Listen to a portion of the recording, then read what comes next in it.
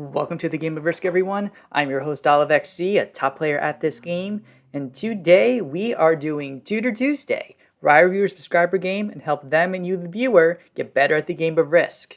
Today's game comes from Risk Live, a Grandmaster ranked Risk player. Make sure to check them out on YouTube. They're doing a 6-player progressive capitals game on Europe Advanced. They are the red player in this game, and they chose to Kappa down here. I like their decision. While they had a lot of troops down in the center, there was a chance for the blue player to retaliate against them. Now, we do notice on their first turn, they chose not to be going for their continent right away. They wanted to prioritize moving their troops out of the way to allow the blue player to be getting the continent. But since they didn't really take a lot of territory, you can see because I've already lost their position over here, they are getting in a weak position, only being on 12 territories. When you are seeing some people, like Orange, who's already getting a continent and can have a good opportunity to expand outwards on the next turn, it's important to be a little bit careful, like what is available. The other thing that our protagonist has to think about is how do they want to potentially expand. They can go for their continent here, or they can go downwards, as both of them are to border. I think the better move to be going for would probably be this continent, crazily enough, unless somebody capped there. We don't know that, but if you attack here, you're probably seeing most of the likely cap spots. Because if you go here, again, you might be able to hold it, but it's not as big, and you don't know how aggressive the orange player may be. Now, purple on their move, I think, made a mistake, where they only focused on taking additional territories on the map. I think they had a good opportunity to take this continent immediately. If they had taken the continent as well as this territory, the only way they could be broken is through the blue player, and it would not be mutually beneficial for the blue player to be breaking the purple player. If blue were to break purple, purple would just break blue, neither would have a continent, and neither would be able to win the game. Yeah, and now we see our protagonist trying to get their continent, but unfortunately, these are some really, really bad rolls. We also see a bit of a mistake. I would have attacked outwards towards the blue 1, and then maybe had my 9 attack the remaining territories, and then fortify back to capital, where you'd still have a 7 and be relatively safe. Again, though, bad dice do sometimes happen. The only concern would be you would have nothing defending your border here, and if the orange player chose to go after you like their neighbor, they could do that, because again, they're prioritizing only holding this area of the board. And a lot of weaker, newer players treat this fixed, where they just want to quickly push in. The 4v2 by the green player, by the way, there was completely unnecessary and just kind of hurt their game a little bit. And now we're going to see, is the blue player or purple going to be taking their bonus soon? Again, purple really needs this bonus. And it looks like, bad pathing from purple as a whole. They were able to eventually hold their region, but they had to attack blue a little bit more. Right result, but I think the wrong way to do it. But in the end, I think purple is going to be in a fine position. We can see a protagonist right here, Risk Live. He is clearly upset about that break. While that is very bad for his game, I think that's actually a very good move by the orange player. Because how would red retaliate into them, right? They're already very, very weak, only on 8 territories and 20 troops. Their capital can't hit them at all. They can put everything on a 2 here, but if you have a 6 guarding, there's nothing you can do at that time. So we can see our protagonist, he is asking the orange player to move, because he's not going to hit it, right? A 5v3 would be just very, very silly and risky to be doing. And we can even see the orange player mischievously putting their tongue out. Yeah, well, this cap was, I think, the right pick. Unfortunately, your neighbor is completely ruining relations with you. However, as this is Europe Advanced capitals, there is potentially opportunities to come back, and that is like to try to play like the long game. When someone is aggressively breaking you and trying like to harm you, and you have very strong mechanical skill, my priority is to just to try to stay alive. If I can get the sets being like in the 30s, 40s, 50s, and I can keep a low profile where I know the other players won't be attacking me. Losing that 2 was painful. You can then focus on getting strong enough, getting to the late game, and then trying to win. But, oh no, the orange player is now taking a 3rd bonus. They now have a very strong guard here. A very strong guard here. And this blizzard at this point is very impactful, as this is allowing orange just be dominating the entire side of the board. And since all of your positions have been taken out, you now have minimal ability to see like what's going on. When the fog gets really bad, I really try to see where individuals like are placing the troops, how many they're getting their turn. Constantly clicking on the battle log. I think that's another thing our protagonist should be considering. Like, just check the battle log every single time and just see how many territories there are. Yeah. And now our protagonist goes back to, so pink is getting 13 troops. So we know that this side of the board is like taken. We know pink can't have here, and we know pink can't have here. So that means pink probably is on this side of the board here. Unlikely here, because again, the aggressiveness of orange makes it seem like unlikely. And that would just leave green, with 10 in this side of the board. So everybody else now has continents except our protagonist. And if the board is very smart, they'll try to hit him. Now, the green player, crazily enough, trades in early. This is a very big mistake. And this is a big mistake because the green player had no reason to be doing that. And you can see there's laughing from the purple player. I wonder if green was hitting purple. But purple has at least maintained their bonus, so nothing, I think, crazy has been happening. But we can see right here the dice, they are moving at the moment. And when the dice move, it implies multiple attacks are taking place. We can assume that purple was either A, attacking into orange or going outwards. I don't think they were attacking green because we didn't see any a smoke here. And now orange, being the worst neighbor, they break green, who that was probably their only bonus, and now it's taken a 4th continent. The orange player is not attacking fast, which makes me believe their overall mechanical skill is a bit lower. But if our protagonist does not find a way to come back, they are going to lose to orange. Because while progressive, the cards matter more than continents and territories in the early game. In the late game. In the early game, it is all about the territories and continents. So our protagonist is doing what they can, attacking as much as possible on their side of the board, trying to get their 2nd continent. Again, they could not have anticipated orange being a very aggressive, confrontational player. With their capital being on 15 and them waiting on 5 cards, if they are able to trade in the region, and luckily enough they have a card where their capital is, so they'll get an extra 2 troops, they'll be able to get their cap onto a 30, and it's very unlikely that the other players will try to eliminate them. Because it's important to remember, right? Capitals have 3 dice on them as a defender's bonus. You need a minimum of 1.7 times the number of troops to get a 50% roll. And on small cap sizes, you need about 2.5 times for a 100% roll. And then large cap sizes, around 2 times the number of troops for a 100% roll. So again, they just have to survive to their trade-in. Now, purple has a lot of extra troops, so they're probably in this area of the board. I don't think anyone owns this bonus because again of how big it is. Yeah, so purple's kept keeping up here. I didn't see how many troops orange have, but I would assume that orange is still very, very strong at the moment, and they can do a lot of damage. So you can see right here the dice are moving. This means that the orange player is going on the attack, continuing to put pressure on the other players.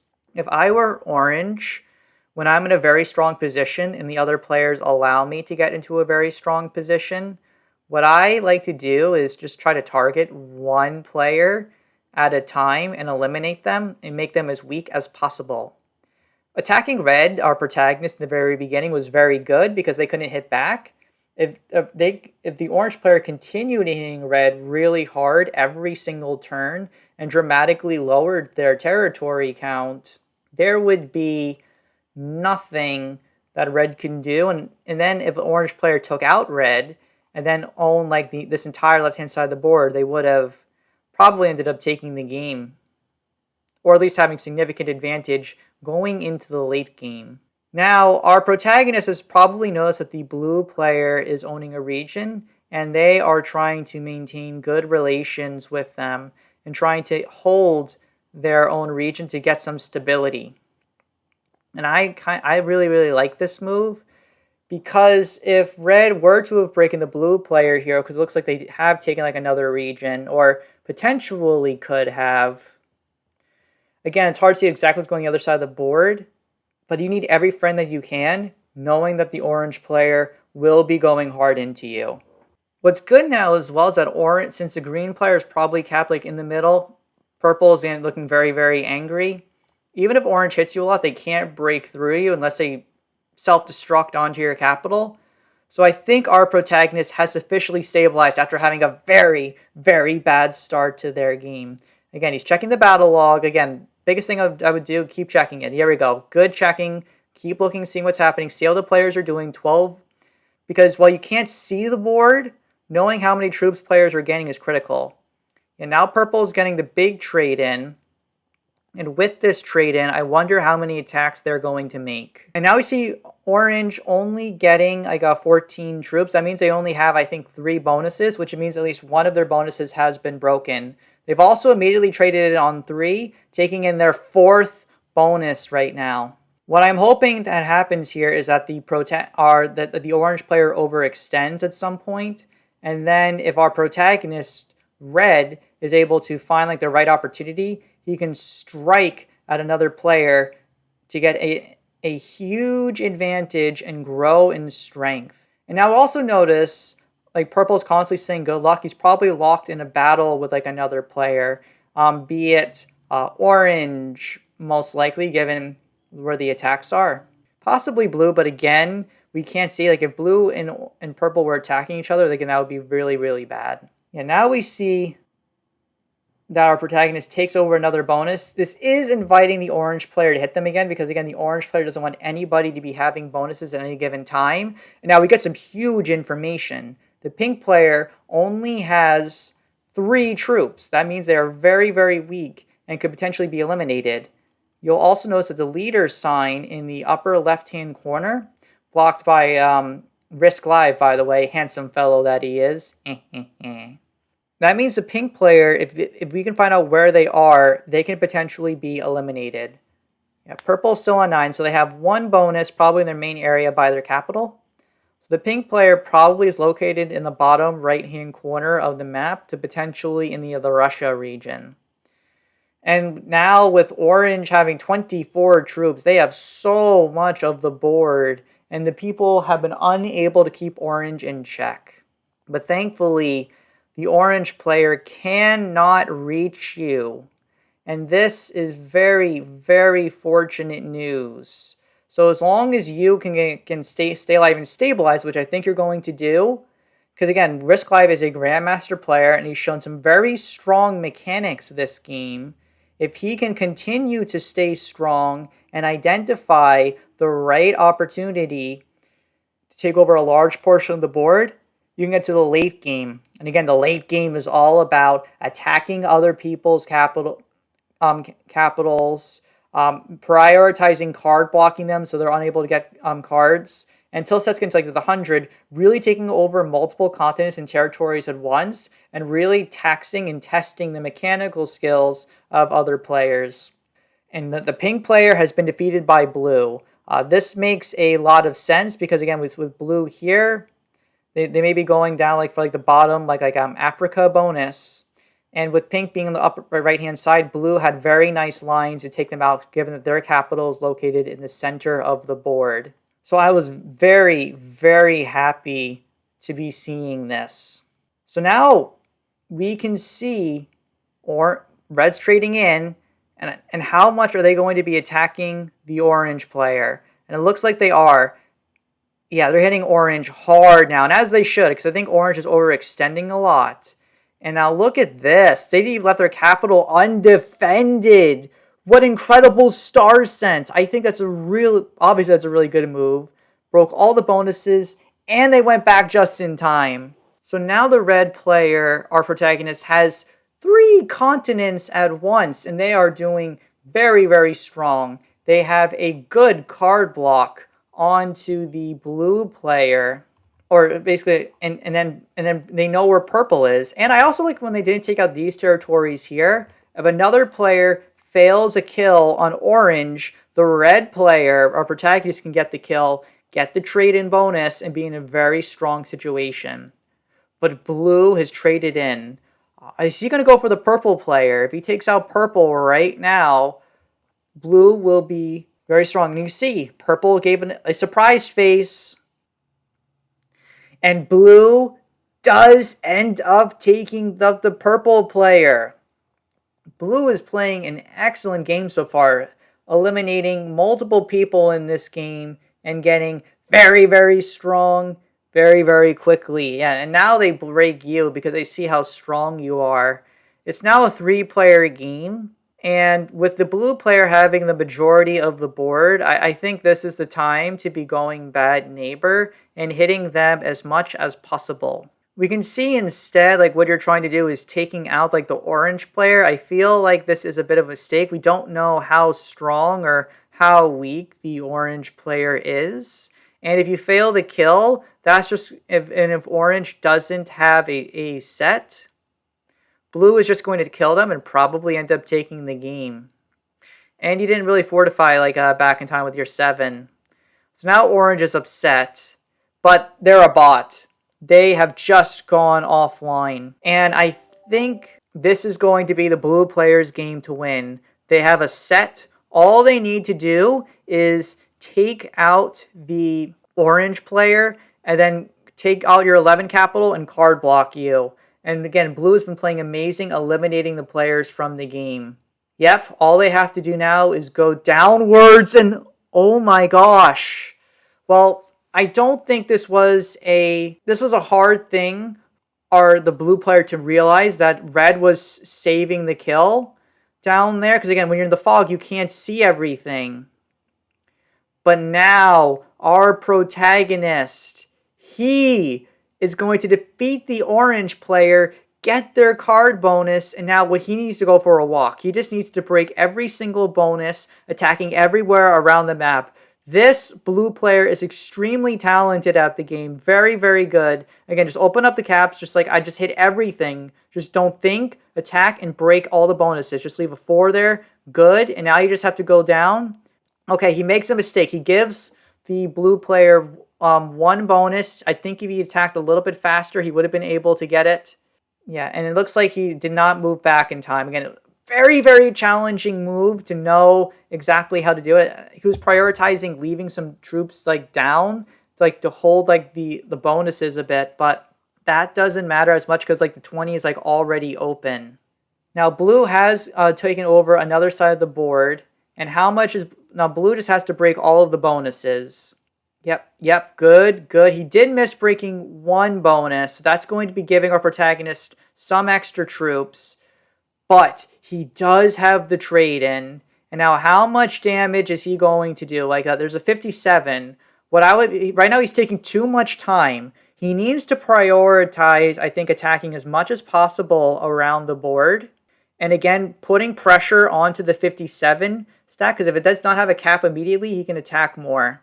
Yep, so now he's going in. Very, very good. He gets another cap for himself. That was a crazy cap location. I guess that's why Pink lost early. All right, so he did give the... And wow, yeah, so look, blue got another bonus as well. He got... Yeah, this game is ridiculous right now. I'm so glad to be teaching you guys a little bit about late game capitals here. Yes, so now blue is going in on the attack. They have no set on 3, but they can still break everything. They get a bad roll, unfortunately, but again, you want to be breaking everything. And wow, look at this move by blue. They only made one mistake not breaking, well, I guess two mistakes not breaking the regions, but I think red is getting very far ahead. Again, he just needs to break a few more areas of the board and just keep attacking. Again, his speed is good, just like a little bit slower. Again, it doesn't matter if you open them up. You just need to put pressure and then force them to weaken their capitals. Bad rolls there, but I like the attack. All right, yep, and now you just have to break one more region with your 15. Very good. Excellent, excellent move. So you just missed taking over 2 more territories for another bonus, but you're at 162 troops. Blue is so weak right now. Do they have the set on 4? And they don't have it. They would have turned it in immediately.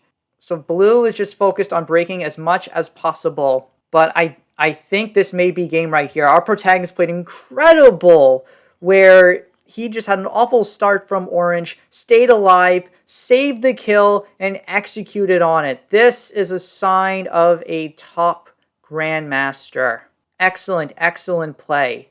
And yep, and now he just has to go in for the attack. 100% roll, and he takes the game. What an incredible comeback from Risk Live. And make sure to check him out on YouTube, everybody. But this is OliveXC signing off.